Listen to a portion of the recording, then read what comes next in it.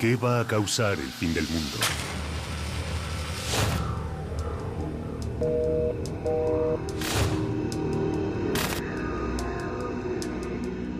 ¿Una guerra?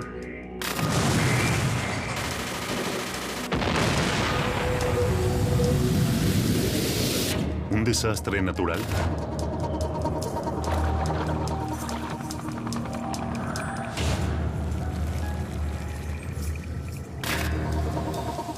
¿Un virus escapado de un laboratorio? ¿Un arma biológica? ¿Un virus tecnológico?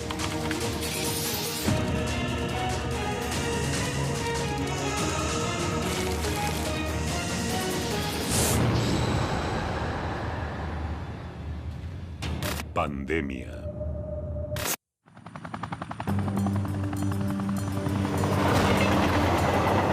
El ser humano vive preso de sus miedos. Morir víctima de una enfermedad sin poder encontrar la cura a tiempo sea tal vez uno de nuestros mayores miedos. Imaginemos que una enfermedad desconocida afecta al mismo tiempo a todo un grupo de seres humanos y en un radio geográfico determinado los mata a todos, uno a uno, y no hay cura disponible hoy. Eso es una pandemia, una verdadera pesadilla. Ahora, imaginemos que esta pandemia acabó con la especie humana, ayer. El día después de lo que fuimos, solo quedan objetos. Los humanos se han extinguido de la faz de la Tierra. La fantasía de escritores y cineastas se ha hecho realidad. El último hombre acaba de morir. Las señales fueron infinitas. Viruela, peste negra, tuberculosis, gripe española, VIH, gripe A, ébola. Se cobraron millones de vidas a lo largo de la historia. Pandemias incontrolables que fueron sucediendo cada vez más seguido. Pero, ¿cuál desató el final?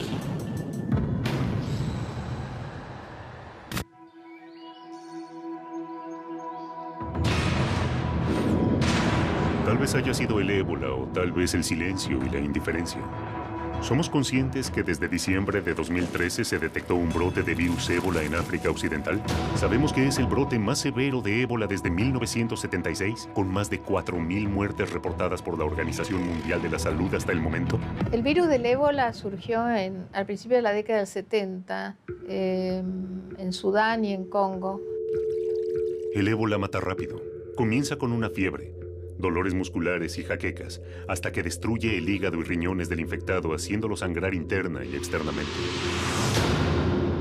Todos los agentes microbianos quieren multiplicarse e invadir más y más y más, pero a veces no son muy exitosos porque matan al paciente y lo matan tan rápido, ¿verdad?, que no le da tiempo para que la persona transite y pueda infectar a otros. Ese es el caso del ébola, ¿no es cierto? Se ha quedado siempre muy limitado debido a su alta mortalidad.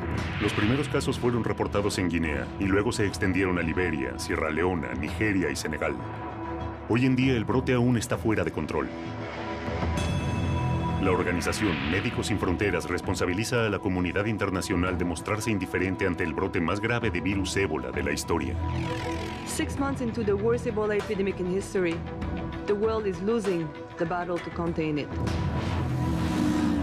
En Liberia, los centros de pacientes con ébola están colapsados. El sistema de asistencia telefónica saturado. Los hospitales y las clínicas han cerrado sus puertas y el personal está asustado. Ya hubo demasiados trabajadores sanitarios muertos. ¿Actuará las Naciones Unidas y el resto de la comunidad internacional? Estados Unidos planea destinar 88 millones de dólares para combatir el ébola en África Occidental. ¿Pero esto será suficiente para sobrevivir a la última pandemia?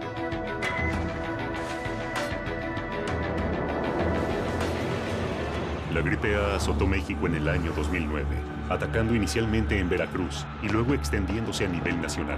14 meses y más de 18,000 muertos después, finalmente pudo ser controlada. Lo que vimos en esa ocasión es que es una forma de influenza que se presenta como casi todas, con fiebre de manera preponderante, tos y síntomas respiratorios generales. Esos son los síntomas más importantes que se presentaron y que se siguen presentando en la H1N1, que ahora ya es estacional.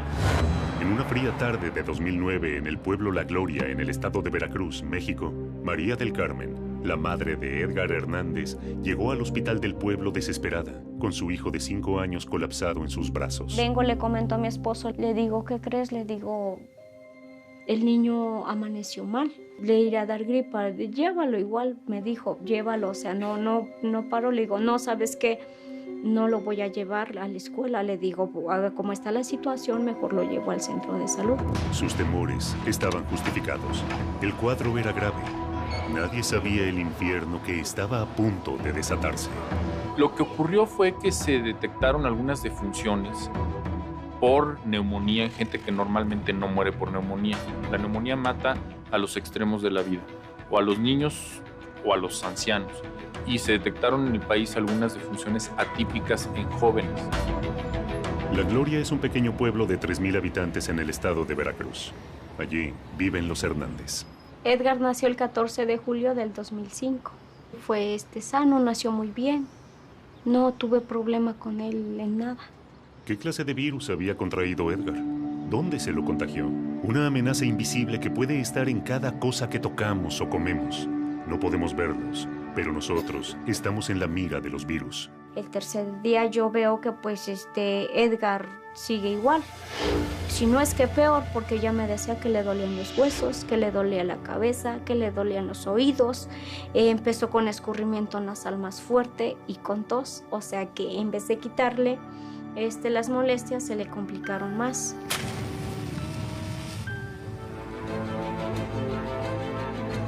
Algo extraño y macabro estaba sucediendo ante la mirada incrédula de todo el pueblo.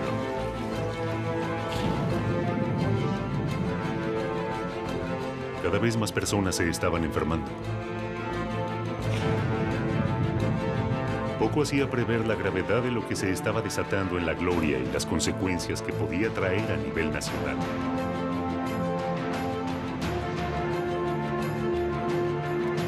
Mientras tanto, el cuadro de Edgar se agrava. Es entonces cuando los Hernández reciben una visita inesperada. El cuarto día me mandan a traer y me dicen que tienen que tomarle una muestra al niño de garganta y de sangre.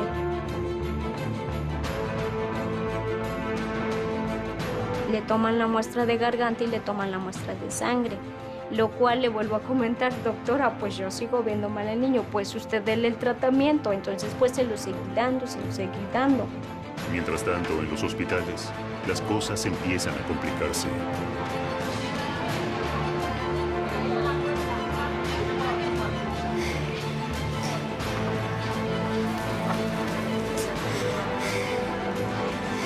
De esos 3 días para adelante, él ya no quiso comer nada.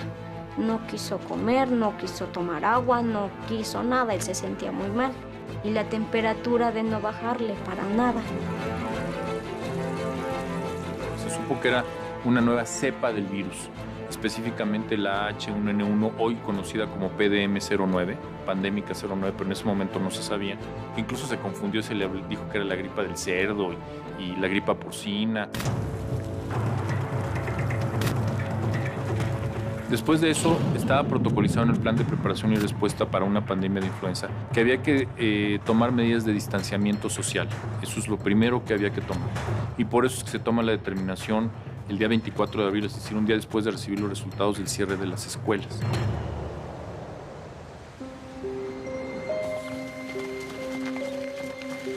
Acá en el pueblo fue diferentes personas las que estuvieron pues enfermas. Pues la gente al principio pues reaccionó mal en la forma en que cómo es posible que haya sucedido todo esto, él nos contagió, él fue el que ocasionó todo. Entonces yo, en defensa de mi niño, ¿saben qué, señoras? Un momentito, porque Edgar no ocasionó esto. La familia Hernández se sentía acorralada. El miedo por la salud de Edgar y la sociedad que necesitaba un culpable los iba hundiendo día a día en la desesperación. Sin embargo, algo comienza a ocurrir. Algunos habitantes de La Gloria atribuyen sus problemas respiratorios a la contaminación de residuos porcinos en criaderos ubicados a 8,5 kilómetros al norte del pueblo.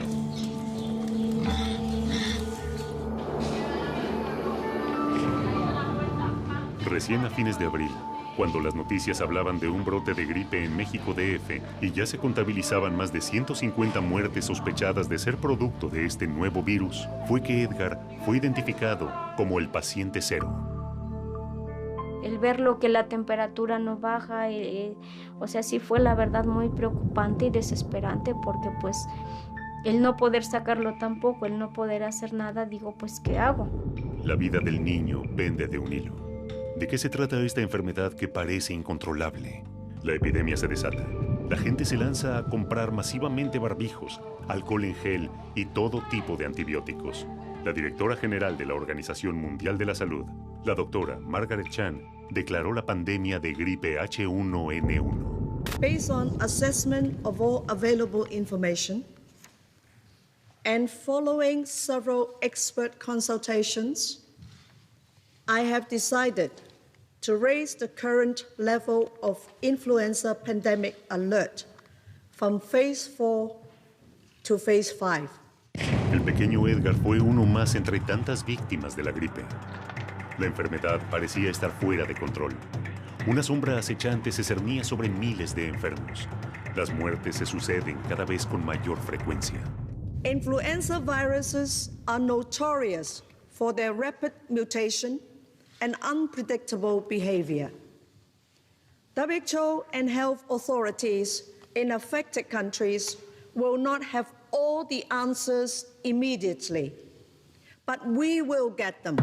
Si tenemos un medicamento que no funciona, en lo que llega la vacuna y el medicamento no funciona, entonces hay que recurrir a las medidas de distanciamiento social, las medidas, digamos, estrictamente de salud pública. Realmente una sorpresa, no porque no estuviéramos preparados para que viniera una pandemia, porque realmente ya había todo un movimiento y unos procedimientos en marcha para prepararse para una pandemia.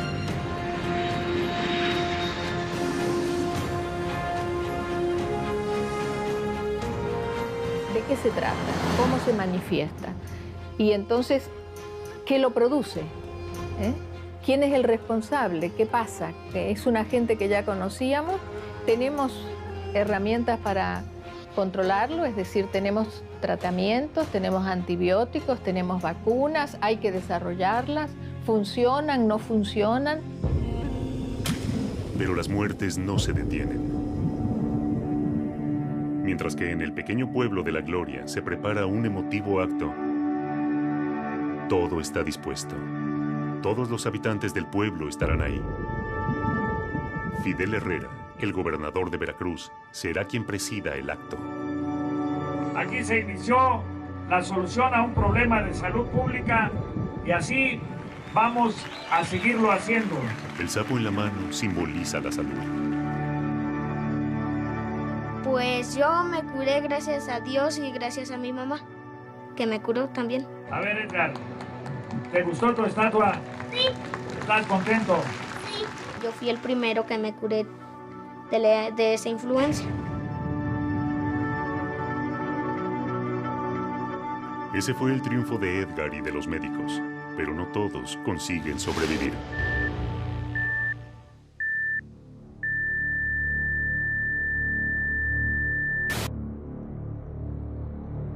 ¿Todas estas muertes se podrían haber evitado? ¿Realmente se dio a conocer la magnitud de esta pandemia? ¿Puede regresar? ¿Estamos preparados para eso? Algunos han tomado nota de lo ocurrido, los menos. Los virus se modifican, mutan, son infinitamente más rápidos que la burocracia y están en todas partes. La gripe A tuvo un antecedente. Y en el año 2007 se trató de aislar el virus exhumando el cadáver de Mark Sayce, fallecido en 1919 a causa de la gripe A, también conocida como gripe española. Fue efectivamente una pandemia a comienzos del siglo, 1918, y sabemos que creo que en China habrá matado como 30 millones de personas, en Estados Unidos más de medio millón, en Chile más de 20.000 muertos, muchos más afectados, no todos se morían, pero efectivamente fue un problema muy serio.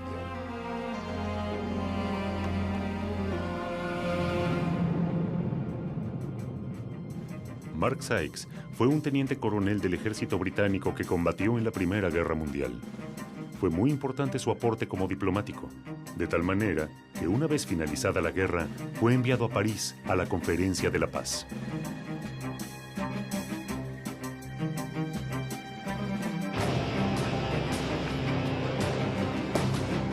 Los medios de prensa españoles hablaban con horror de lo que esta enfermedad estaba haciendo en la población española. Los medios de prensa franceses, por las condiciones políticas y coyunturales de momento, lo ocultaban o los obligaban a ocultarlo. En el caso de la gripe española, la peculiaridad de la pandemia es que impacta en un periodo corto y después desaparece de escena.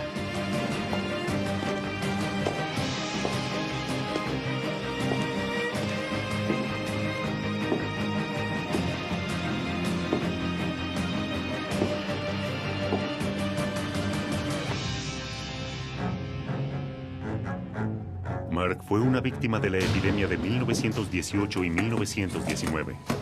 El hombre que logró sobrevivir a una de las guerras más cruentas de la historia.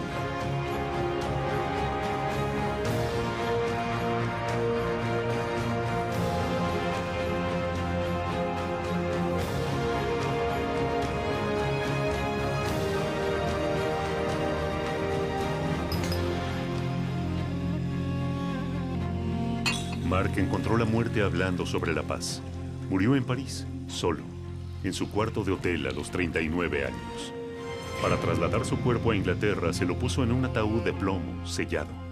La llamada gripe española fue la primera pandemia del siglo XX y la última fue la del VIH. El VIH, o virus de inmunodeficiencia humano, es el causante del síndrome de inmunodeficiencia adquirida, conocido como SIDA, y que implica el deterioro y falla progresiva del sistema inmunológico humano, que deja al paciente indefenso contra el desarrollo de enfermedades causadas por infecciones que en personas con sistemas inmunes normales no se presentaría. Según datos de la Organización Mundial de la Salud, a escala mundial, hay unos 35.3 millones de personas infectadas con el VIH. Se calcula que en 2012 se infectaron unas 2.3 millones de personas y el número de muertes mundiales totales en el periodo 1981-2007 es de 25 millones de personas aproximadamente. Ante la aparición del VIH, se plantearon muchas dudas sobre su origen. ¿Se trató de un virus que escapó del laboratorio? ¿Fueron vacunas vencidas enviadas a países pobres? ¿Fue un virus inoculado a simios que se transmitió a humanos?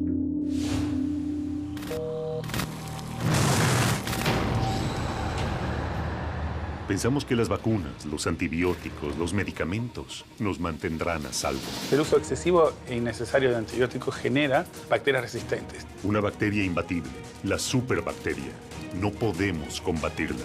Es un problema que les demos antibióticos a los animales que comemos. Un peligro que pensamos que está lejos nuestro y sin embargo nos acecha a cada momento, en cada rincón de los lugares que transitamos, a través de la gente que nos rodea. La tuberculosis es una enfermedad que ha acompañado al hombre en toda su historia. ¿Puede una enfermedad milenaria como la tuberculosis mutar hasta resistir todos los antibióticos conocidos?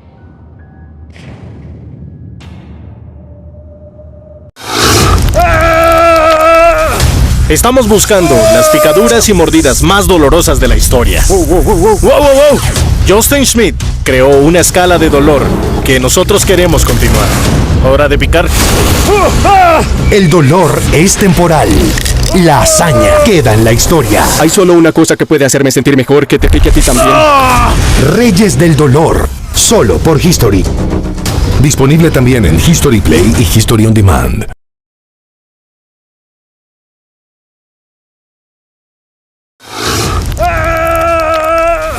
Estamos buscando las picaduras y mordidas más dolorosas de la historia. ¡Wow! Justin Schmidt creó una escala de dolor que nosotros queremos continuar. Hora de picar.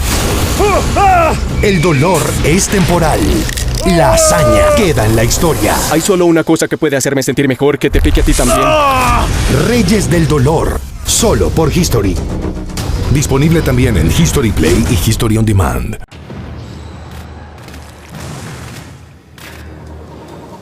Las pandemias azotan a la humanidad desde hace siglos. 100 años atrás, la gripe española mató a más de 50 millones de personas en Europa y Estados Unidos. Y en el año 2009, brota la gripe A, causando el mayor pánico en México, dejando más de 8.000 muertos. La mutación de bacterias es una realidad y los antibióticos ya no pueden protegernos.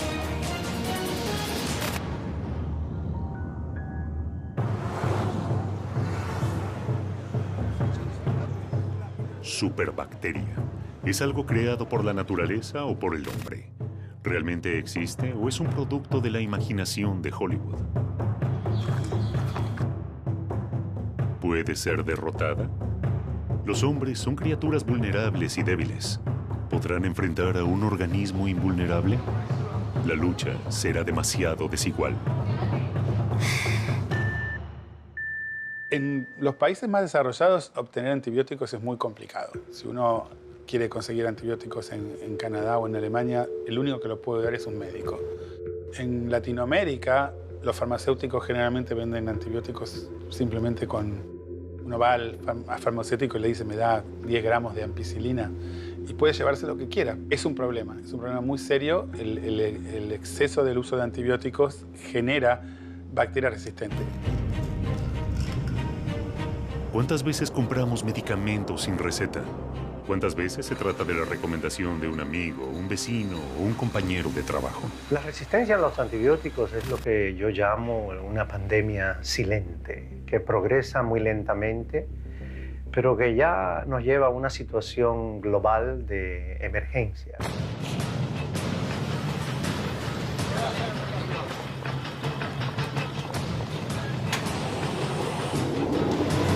Las bacterias están desarrollando su resistencia para sobrevivir.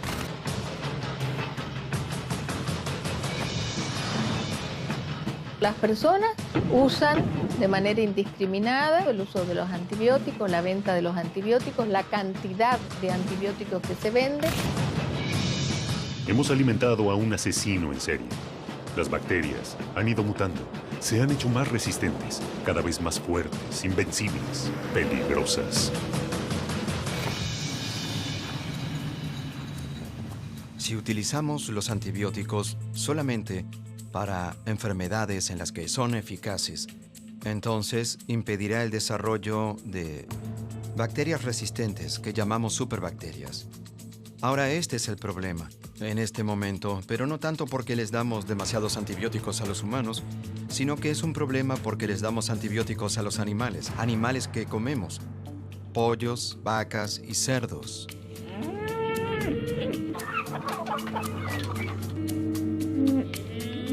Hacia fines del siglo XIX, en pocos lugares se duda que la tuberculosis tiene algo que ver con el hacinamiento, tiene que ver con las largas jornadas de trabajo, tiene que ver con malas condiciones de vida.